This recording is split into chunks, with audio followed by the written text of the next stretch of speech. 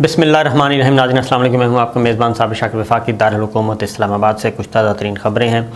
और ख़बरें हैं साबिक़ वज़ीर आज़म इमरान ख़ान से मुताल्लिक़। और आज उन्होंने लाहौर में एक बड़ा जलसा करना है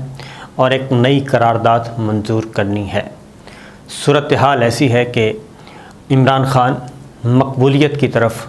वो क्या कहना चाहिए, दिन दुगनी और रात चौगनी रफ़्तार से बढ़ रहे हैं। बर्क़ रफ़्तारी से उनकी मकबूलियत में इजाफ़ा हो रहा है और लोग जो हैं वो नई हुकूमत को तस्लीम करने के लिए तैयार नहीं हैं। आज 11 रोज़ हो चुके हैं, पूरे 11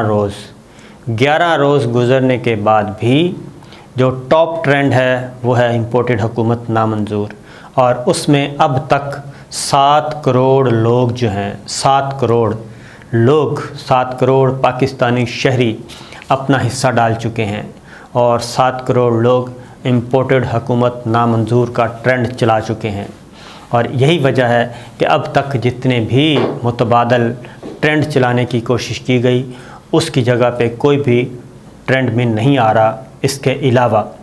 इम्पोर्टेड हुकूमत नामंजूर टॉप ट्रेंड पे है और उससे रिलेटेड जो हैं वो भी दूसरी, तीसरी, चौथी पोजीशन पे भी वही मौज़ूआत हैं। इसके अलावा कोई और मौजू नहीं है।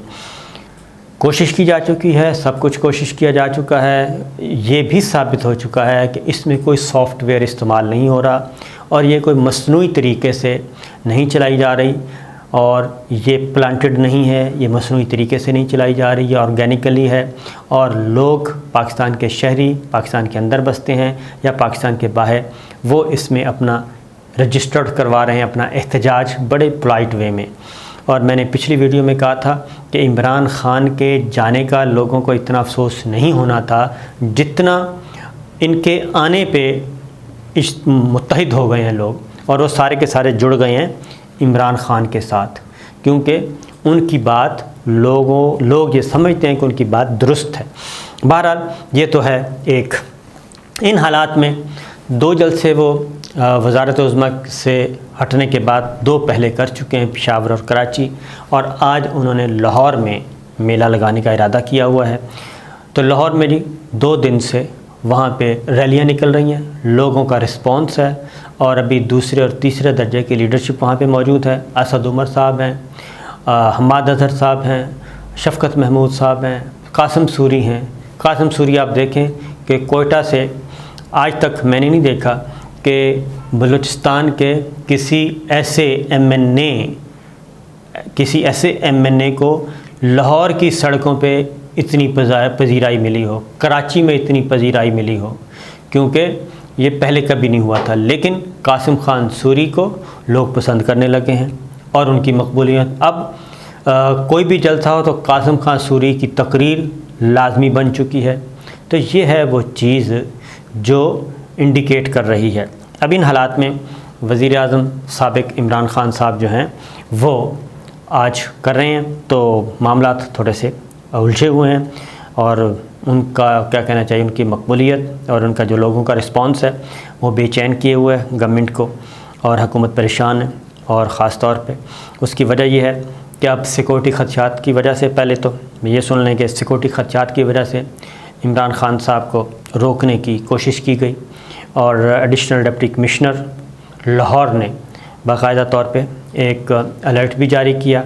और एक नोटिफिकेशन जारी किया डिप्टी कमिश्नर लाहौर की जानिब से। उसमें कहा गया है कि सिक्योरिटी एजेंसीज़ की जानिब से मौसूल होने वाले शदीद ख़तरात की रोशनी में और ज़िलाई और सूबाई सतह के पर किए गए इंटेलिजेंस के ताज़ा जायज़े के मुताबिक ये तजवीज़ दी जाती है कि साबिक़ वज़ीर आज़म इमरान ख़ान 21 अप्रैल 2022 को ग्रेटर इकबाल पार्क लाहौर में ख़ुद मौजूद होने के बजाय वीडियो कॉन्फ्रेंस के ज़रिए वर्चुअल और LED खिताब करना चाहिए। ये इन्होंने चिट्ठी लिखी है।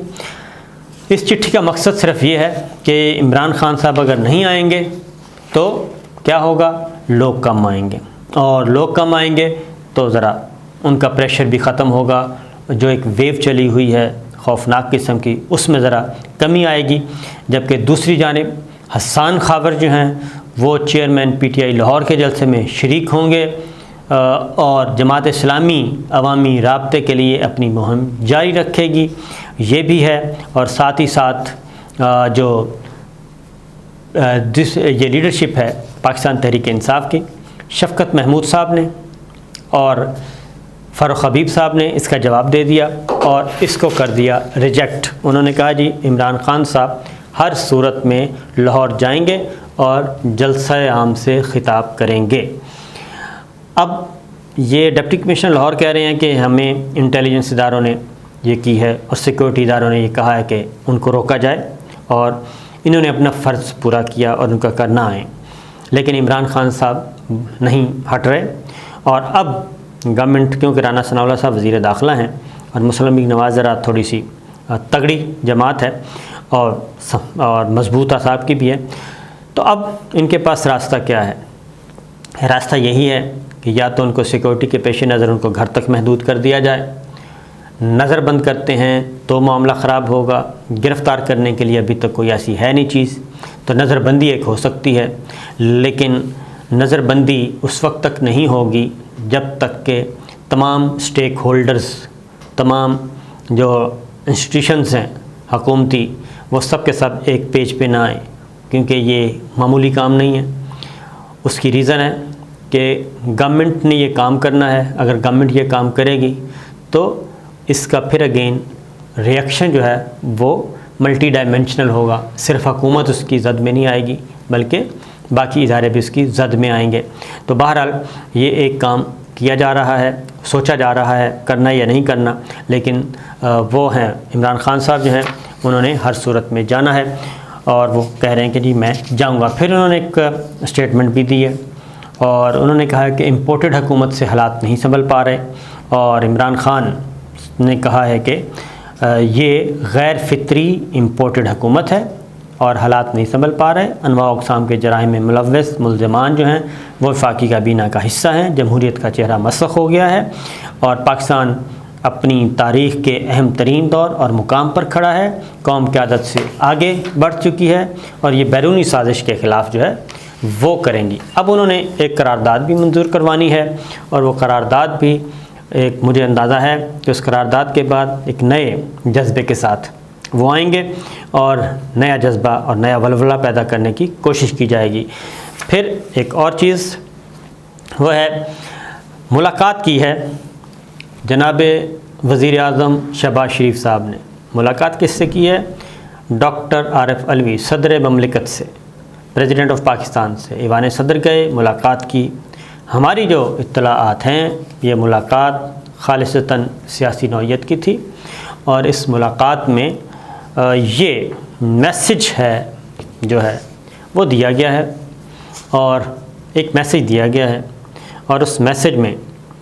یہ کہا گیا ہے، کیونکہ اس کی ریزن ہے کہ صدر مملکت نے نہ ہی وزیر اعظم شہباز شریف سے اوتھ لیا اور وہ علیل ہو گئے تھے، اور نہ ہی کابینہ سے اوتھ لیا،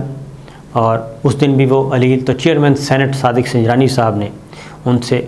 حلف لیا، وزراء سے بھی اور وزیر اعظم شہباز شریف صاحب سے بھی۔ تو اس طرح کے حالات میں شہباز شریف وزیر اعظم کا جانا، ڈاکٹر عارف علوی صاحب سے ملاقات کرنا، یہ ایک میننگ فل ہے اور بڑا معنی خیز ہے، اور جو اطلاعات ہیں وہ یہی ہیں کہ میسج دیا گیا ہے کہ جناب عمران خان صاحب کو کہیں کہ ہمارے ساتھ آئیں، بیٹھیں اور ہم اگلے سیٹ اپ کی تیاری کریں، عام انتخابات کی طرف بھی جانا ہے تو ہم مل جل کر رولز آف گیمز طے کریں، اور بجائے اس کے کہ شدت پیدا ہو اس میں آگے نہیں بڑھنا چاہیے۔ پھر انہوں نے اپنی کابینہ کے پہلے اجلاس میں بھی یہ کہا ہے کہ ہمیں شدت کی طرف نہیں جانا چاہیے، اور بڑی قربانیاں دی ہیں، ایک آئینی طریقے سے تحریک عدم اعتماد کے نتیجے میں ہمیں کامیابی ملی ہے، اور یہ اتحاد پاکستان کا خاصا وسیع اتحاد ہے اور یہ ذاتی پسند اور ناپسند نہیں، عوام کی خدمت کرے گا، وہ اس طرف جا رہے ہیں۔ اور جنگی کابینہ تشکیل دیا انہوں نے کہا یہ جنگی کابینہ ہے اور ہنگامی بنیادوں پہ اور جنگی بنیادوں پہ انہوں نے مسائل کا حل کرنا ہے۔ تو پریزیڈنٹ آف پاکستان کو پیغام پہنچا دیا گیا اور وزیر اعظم سابق عمران خان صاحب جو ہیں ان تک آگے پہنچے گا، تو اس کے بعد کیا ہوگا